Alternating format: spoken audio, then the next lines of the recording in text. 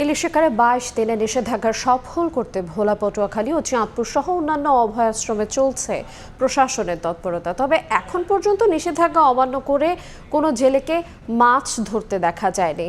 মধ্যরাত থেকেই ভোলার মেঘনা ও তেঁতুলিয়া নদী জেলে শূন্য। নদীর পাড়ের মাছঘাটগুলো ফাঁকা, বিরাজ করছে নীরবতা। অন্যদিকে চাঁদপুরের পদ্মা ও মেঘনা নদীতেও কোনো জাল নৌকা দেখা যায়নি। নিষেধাজ্ঞার সফলে উত্তরের ষাটনল থেকে দক্ষিণের চর ভৈরবী পর্যন্ত 5টি টহল দল আলাদাভাবে নির্বাহী ম্যাজিস্ট্রেটের নেতৃত্বে অভিযান চালিয়ে যাচ্ছে। এছাড়া পটুয়াখালীর পায়রা নদীতে কোস্টগার্ড, প্রশাসন ও নৌ পুলিশের যৌথ অভিযান চলছে। আগামী 25 অক্টোবর পর্যন্ত সমুদ্র এবং নদীতে মাছ ধরা বন্ধ থাকবে। এ সময় ভিজিএফ এর সহায়তা পাবেন নিবন্ধিত জেলেরা।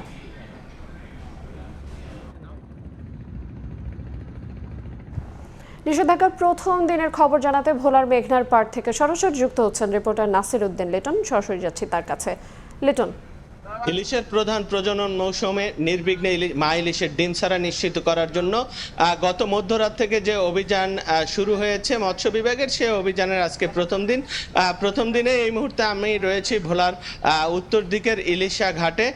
এই এলাকার মেঘনা নদীতে ঘুরে আমি যেটা দেখতে পেয়েছি যে এখানে আজকে কোনো জেলে নদীতে নামেনি। আসলে পুরো মেঘনা আজকে জাল জেলে শূন্য অবস্থায় রয়েছে। জেলেদেরকে আমরা যেটা দেখতে পেয়েছি যে অনেকে নৌকা ট্রলার তাদের নিজ নিজ ঘাটে নিরাপদে নিয়ে গেছেন, কেউ নদীর পারে জাল নৌকা মেরামতের কাজে ব্যস্ত রয়েছেন। এই ঘাটটিতে, এটি উত্তর অঞ্চলের একটি বড় মাছ ঘাট। এই ঘাটটিতে আমরা দেখেছি যে আসলে আজকে সকাল থেকে কোনো বেচা কিনা নাই, এটা ফাঁকা অবস্থায় রয়েছে। অনেকে ব্যবসায়ীরা তাদের ধোয়া মোছার কাজ করে, পরিষ্কার পরিচ্ছন্নতার কাজ করছেন, সেগুলো এই 22 দিনের জন্য তুলে রাখার জন্য। কেউ হিসাব, গত এই মৌসুমের যে হিসাব রয়েছে ব্যাপারীদের সাথে, সেই হিসাবগুলো বন্ধ করে রয়েছে। পাশাপাশি যদি বলি যে জেলা মৎস্য অফিস এবং উপজেলা মৎস্য অফিসের পক্ষ থেকে বলা হয়েছিল যে তারা দিনরাত 2টি করে অভিযান পরিচালনা করবে, যেন কেউ নিষেধাজ্ঞা অমান্য করতে না পারে। আমরা সকালে সদর উপজেলার তুলাতুলি, ধনিয়া থেকে শুরু করে ইলিশার উত্তর মাথা পর্যন্ত কোথাও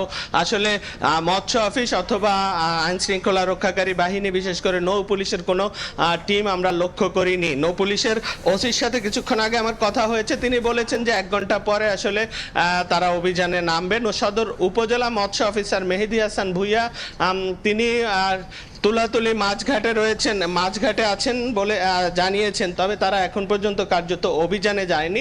আমরা জেলেদের সাথে আলাপ করে যেটা জানতে পেরেছি, আসলে এই মৌসুমে জেলেরা কাঙ্ক্ষিত ইলিশের দেখা পাননি, যে কারণে নানা রকম সংকট, অভাব অনটনের মধ্যেই তাদের দিনগুলো কেটেছে। তাদের দাবি যে এখনো পূর্ণভাবে ইলিশের ডিম আসেনি, তার আগেই নিষেধাজ্ঞাটা আসলে দিয়েছেন। তারা চাচ্ছেন যে সরকারিভাবে যে সহায়তাটা বরাদ্দ করা হয়েছে, সেই সহায়তাটা যেন যথাসময়ে তাদের মধ্যে বিতরণ করা হয়। মৎস্য অফিস সূত্রে আমরা যেটা জানতে পেরেছি যে এবছর ভোলা জেলা 1,43,000 জেলেকে 25 কেজি করে খাদ্য সহায়তা দেওয়া হবে, যে জন্য 3,584.95 মেট্রিক টন চাল বরাদ্দ দেওয়া হয়েছে। জেলা মৎস্য কর্মকর্তা আমাদেরকে জানিয়েছেন যে খুব শীঘ্রই তারা এই চালটা বিতরণ শুরু করবে।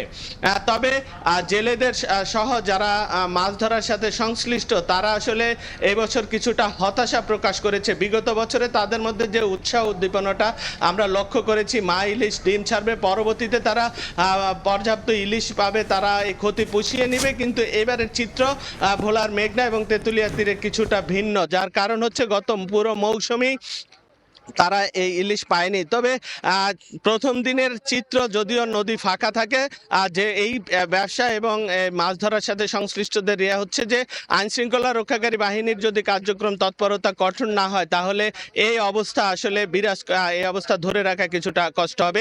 তো এ ছিল ভোলার ইলিশা মাছঘাট থেকে আমার কাছে অভিযানের সর্বশেষ খবর। আমরা সরাসরি যুক্ত ছিলাম ভোলা থেকে।